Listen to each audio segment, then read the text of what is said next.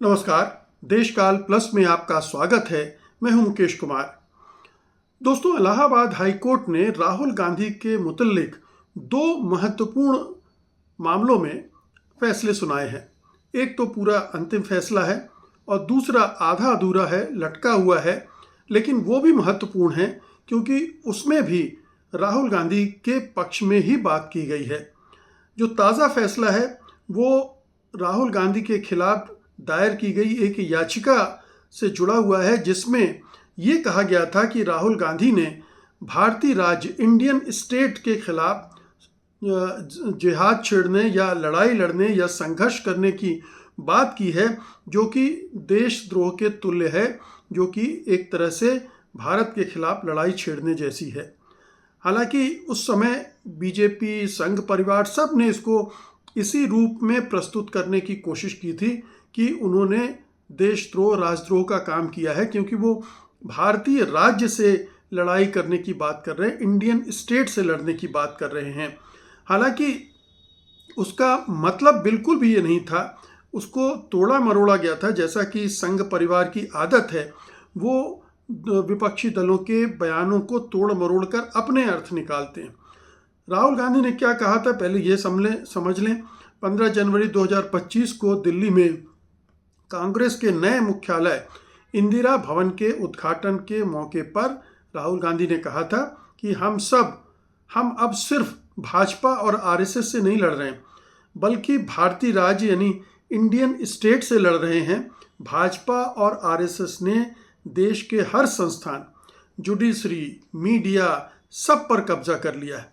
अब ये उनके बयान से बिल्कुल स्पष्ट है कि वो क्या कह रहे हैं। वो ये कह रहे हैं कि जो संघ परिवार है, बीजेपी है, उसने पूरे स्टेट को कैप्चर कर लिया है और अब हमारी लड़ाई केवल बीजेपी और संघ से नहीं होगी, बल्कि उस स्टेट से भी होगी जिसको उन्होंने कैप्चर किया है। अब इसको बीजेपी वालों ने तोड़ मरोड़ कर एक वितंडा खड़ा करने की कोशिश की और उन्हीं के परिवार की हिंदू शक्ति दल से जुड़ी एक नेता है सिमरन गुप्ता, वो इलाहाबाद में अपनी याचिका लेकर पहुंच गई कि राहुल गांधी के खिलाफ एफआईआर दर्ज की जानी चाहिए।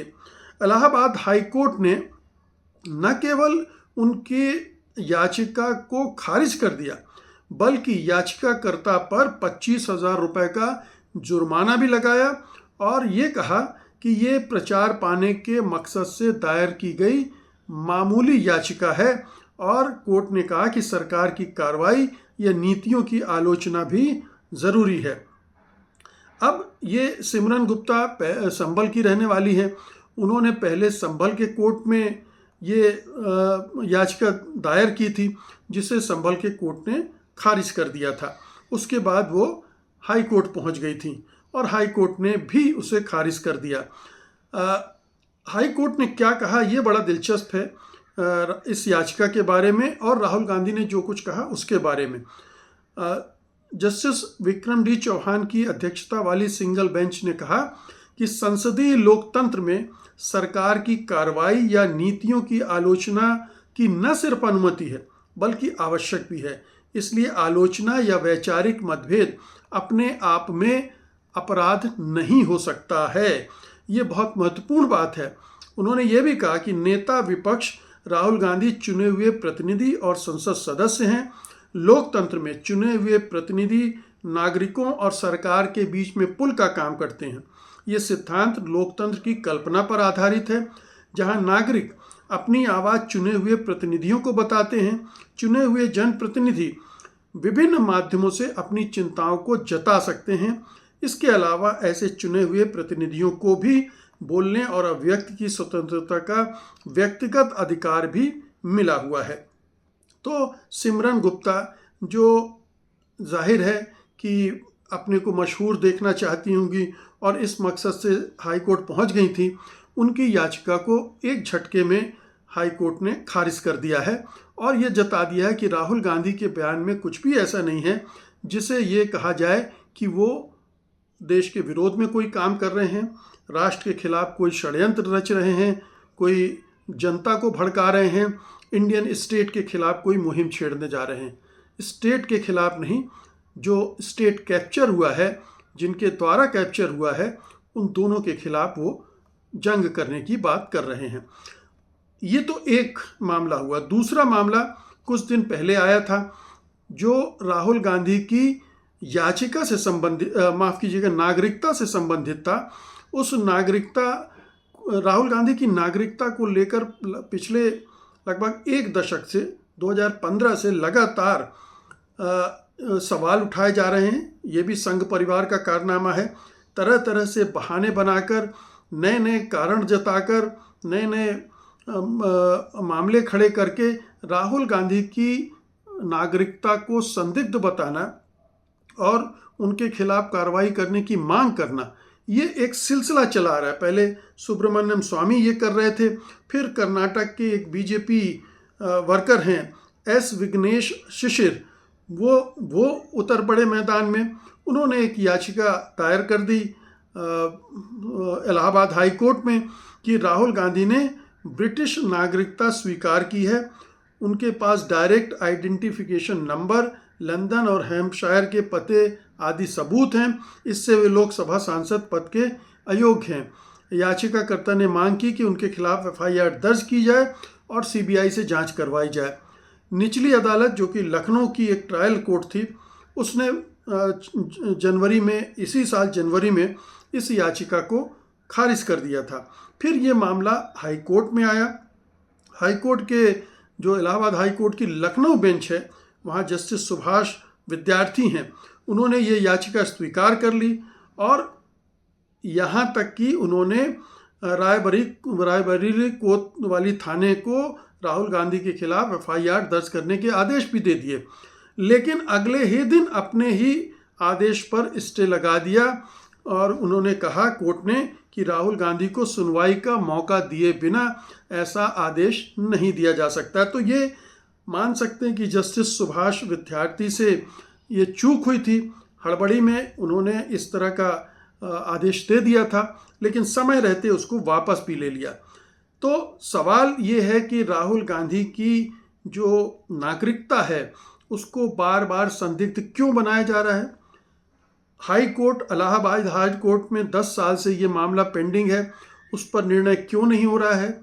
भारत सरकार, गृह मंत्रालय इस मामले में स्पष्ट रूप से क्यों नहीं बता रही, क्योंकि उसके पास तो हर नागरिक की पूरी जानकारी होती है और राहुल गांधी कोई आम नागरिक भी नहीं है, नेता प्रतिपक्ष हैं, सबसे बड़े दूसरे राजनीतिक दल के नेता हैं, इतने सालों से सांसद हैं।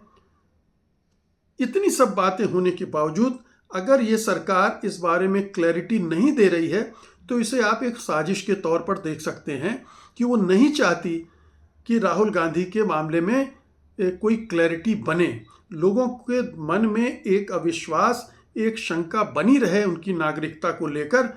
ये उसकी साजिश का हिस्सा है और इसीलिए उसी के कार्यकर्ता, उसी के नेता इस तरह के बयान भी देते रहते हैं और इसी तरह की याचिकाएं भी डालते रहते हैं। अब हमारा जो इलेक्शन कमीशन है वो देश भर के नागरिकों की नागरिकता की जांच कर रहा है।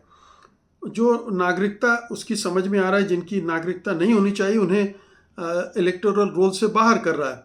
लेकिन राहुल गांधी इतने सालों से हिंदुस्तान में हैं, लगातार वोट डाल रहे हैं, संसद के लिए चुने जा रहे हैं और अब तो नेता प्रतिपक्ष भी हैं।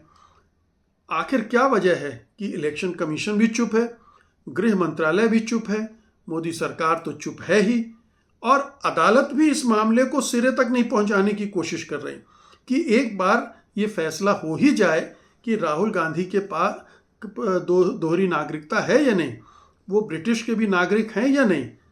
जाहिर है कि अगर ऐसा कुछ होता तो अभी तक आ गया होता।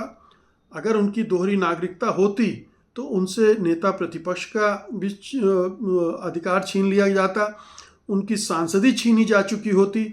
और आपने देखा है कि कैसे एक झटके में गुजरात के एक कोर्ट से फैसला दिलवाकर उनकी सांसदी छीन ही ली गई थी, वो तो सुप्रीम कोर्ट की वजह से बची थी।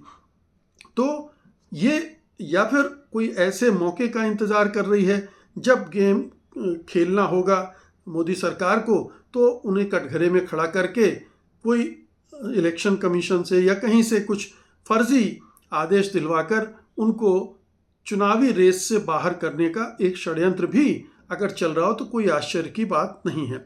लेकिन ये जो दो इलाहाबाद के फैसले आए हैं उनको बहुत गंभीरता से लिया जाना चाहिए। एक में तो क्लियर कट साफ तौर पर खारिज कर दिया गया है, दूसरे को कैसे वो अंजाम तक पहुंचे इसके लिए कांग्रेस को भी प्रयास करना चाहिए। हालांकि कांग्रेस ने अपने साफ तौर पर बता दिया कि ऐसा कुछ है ही नहीं, और ये बार बार साफ हो चुका है इतने इलेक्शन लड़ने से और सब कुछ कि वो भारत के नागरिक हैं, उन्होंने कहीं और नागरिकता रख ही नहीं सकते, ये संभव ही नहीं है। तो ये राहुल गांधी के संबंध में दो फैसले थे जिनके बारे में मैं आज आपसे बात कर रहा था। इस पर हमारी नज़रें बनी रहेंगी। बहुत बहुत शुक्रिया आपका, धन्यवाद, नमस्कार।